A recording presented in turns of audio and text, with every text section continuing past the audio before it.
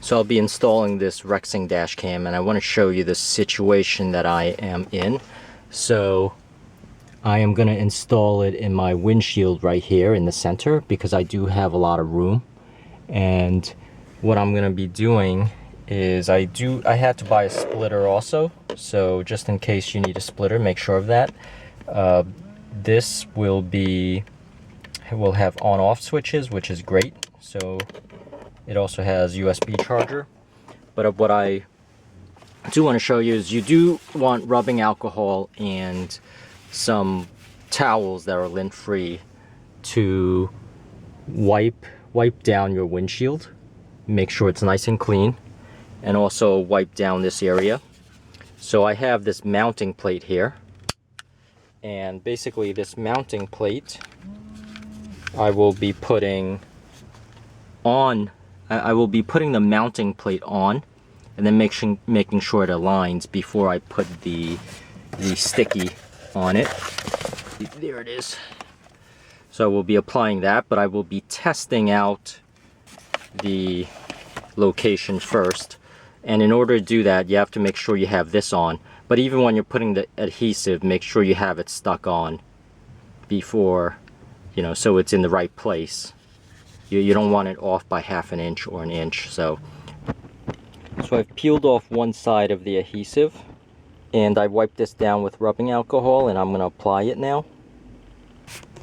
So you could see I've applied the adhesive, and now I want to do sort of like a test to see the positioning, because I do want to see whether my glass is flush against that, because you see the camera sticks out a little bit, so I want to make sure that it's at a good angle, because my glass is fairly vertical, and hopefully it'll stick like this with this extra sort of 1/8 of an inch coming out. So I'll be testing that out, getting a feel for the positioning on this camera, and I'm going to use actually my mirror to center this, because I do have, you see, for me, I have a lot of space in between, and I'll probably be putting it right here, right flush in the center. So this is very important. You want to leave an extra ½ an inch at the top, because in order to remove the camera, you have to push up. So for example, you absolutely do not want to put it flush against here. What you want is that extra ½ an inch, so that you could push up to remove the camera, because that's how this fastener works. So just make sure you do that, otherwise you'll have trouble removing your camera, because for example, you would try to remove it. If you had it flush, you try to remove it, you can't, because you can't push up. But if you had it here, to remove your camera, you push up and then remove it. So this is very critical, very critical. So make sure you do that. So I've now placed the camera on, and I've left that extra ½ an inch to remove it. And I'm going to remove it, pushing it up. And now pushing this fastener on, just to make sure that it is nice and snug in there. And the next thing I'll be doing is pulling this out and hiding the cord in here. And I'm going to string it along and push this in. So you'll see I could push this in and string it down into these areas and really hide it really nice. So that's what I'll be doing here, and we'll see. So at this point, I'm going to straighten out this cord, and I'm going to prepare it for hiding it into the upholstery. So in my case, this thing does stick out, but look at what I'm doing here. As I'm pushing this in, it hides really well.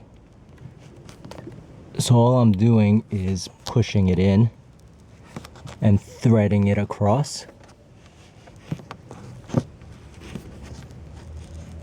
And when I get to this location, you'll see this lots of times you could snap out, but if you can't do that, so what I'm gonna do is I'm gonna string it along down at the bottom here.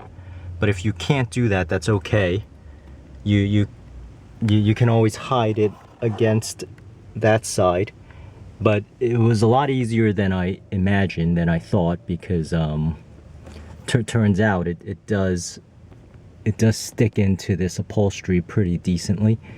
But here I'll have to transition from that upholstery down, and I have grabbed this easily because it's just a snap in, and I'll be hiding it behind that, and we'll see what happens. So you see, for my car, I transitioned from this area, the windshield, over underneath this, and these things are very flexible, so you could just push it along, and hiding it behind here.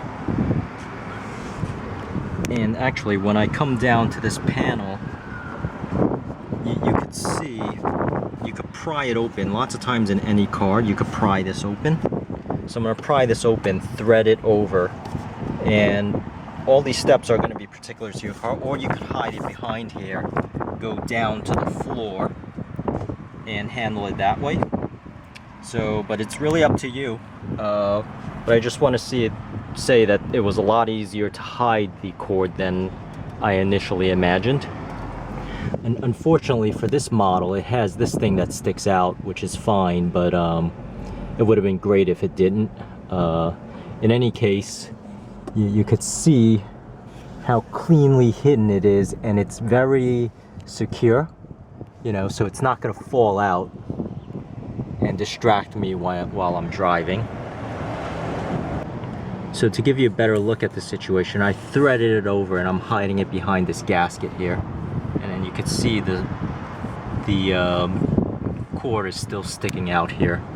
So you know, that's basically how I'm doing it, and you see how cleanly hidden it is, and it doesn't really block this side curtain airbag that I have.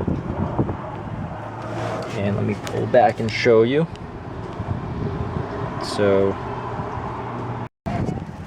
I did decide in my case, when I pop this out, that I could hide it, thread it underneath the glove compartment through that, actually just come up and hide it really nicely. But this side panel actually snaps out pretty easily, and I've seen this in many cars where you just pry it open, so don't be too afraid to pry that open. So in my case, you see I have this, and I put it around, I took the glove compartment down and I put it around and up instead of on the floor. So you could see now that it's just straight to the cigarette lighter. So here's the finished wiring. I have the cigarette lighter right there, and it actually goes down under my glove compartment.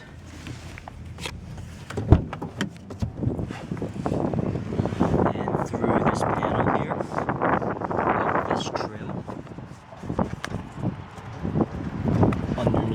underneath this, over, and then underneath this upholstery right there. So it's underneath this upholstery,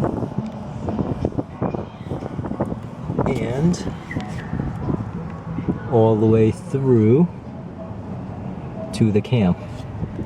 And it was easier than I thought, and thank you for watching.